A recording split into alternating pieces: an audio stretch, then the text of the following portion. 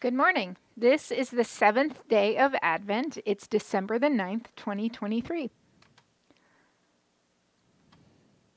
This comes from Genesis chapter 37, verses 1 through 36. Jacob lived in the land where his father had stayed, the land of Canaan. This is the account of Jacob's family line. Joseph, a young man of 17, was tending the flocks of his brothers, the sons of Bilhah and the sons of Zilpah, his father's wives, and he brought their father a bad report about them. Now Israel loved Joseph more than any of his other sons because he had been born to him in his old age, and he had made an ornate robe for him. When his brothers saw that their father loved him more than any of them, they hated him and could not speak a kind word to him. Joseph had a dream, and when he told his brothers, they hated him all the more. He said to them, "Listen to this dream I had. We were binding sheaves of grain out of the field when suddenly my sheaf rose and stood upright while your sheaves gathered around mine and bowed down to it." His brothers said to him, "Do you intend to reign over us? Will you actually rule us?" And they hated him all the more because of his dream and what he had said. Then he had another dream, and he told his brothers. "Listen," he said, "I had another dream, and this time the sun and moons and 11 stars were bowing down to me." When he told his father, as well as his brothers, his father rebuked him and said, "What is this dream you had? Will your mother and I and your brothers actually come and bow down to the ground before you?" His brothers were jealous of him, but his father kept the matter in mind. Now his brothers had gone to graze their father's flocks near Shechem, and Israel said to Joseph, "As you know, your brothers are grazing the flocks near Shechem. Come, I'm going to send you to them." "Very well," he replied. And so he said to them, "Go and see if all is well with your brothers and with the flocks, and bring word back to me." And then he sent him off to the valley of Hebron.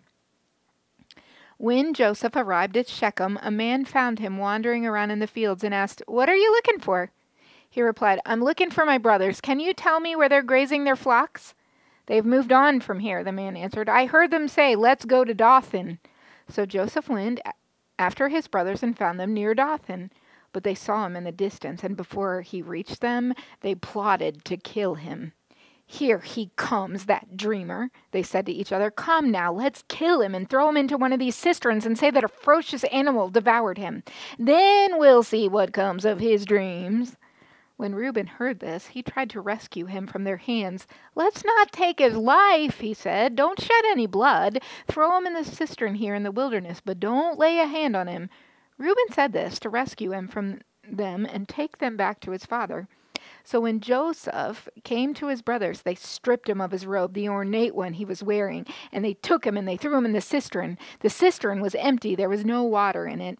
As they sat down to eat their meal, they looked up and saw a caravan of Ishmaelites coming from Gilead. Their camels were loaded with spices, balm, and myrrh, and they were on their way to take them down to Egypt. Judah said to his brothers, "What will we gain if we kill our brother and cover up his blood? Come, let's sell him to the Ishmaelites and not lay hands on him. After all, he is our brother, our own flesh and blood." His brothers agreed.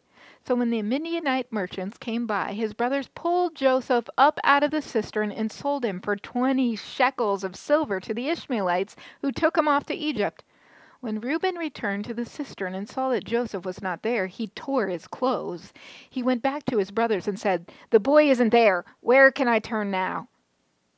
Then they got Joseph's robe, slaughtered a goat, and dipped the robe in the blood. They took the ornate robe back to their father and said, "We've found this. Examine it to see whether it's your son's robe." He recognized it and said, "It is my son's robe. Some ferocious animal has devoured him. Joseph has surely been torn to pieces." And then Jacob tore his clothes, put on sackcloth, and mourned for his son for many days. All his sons and daughters came to comfort him, but he refused to be comforted. "No," he said, "I will continue to mourn until I join my son in the grave." So his father wept for him. Meanwhile, the Midianites sold Joseph in Egypt to Potiphar, one of the Pharaoh's officials, the captain of the guard. That's it for today's reading. We'll see you tomorrow.